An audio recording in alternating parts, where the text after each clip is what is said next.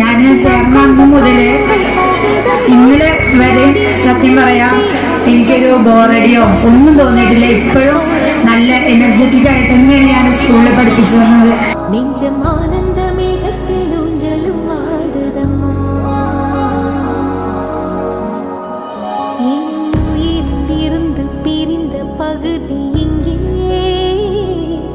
நான் இழந்த சிரிப்பும் இதய துடிப்பும் மீண்டும் இங்கே.